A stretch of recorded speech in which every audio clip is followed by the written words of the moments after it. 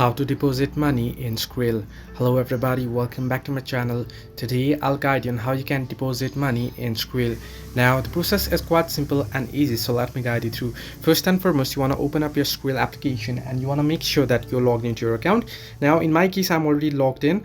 Now I'll just log into here real quick. As you can see here, the screen might be turning blank because I'm going through the security process here. Now the next thing, once you log in, what you want to do is here you can see you'll get an interface like this.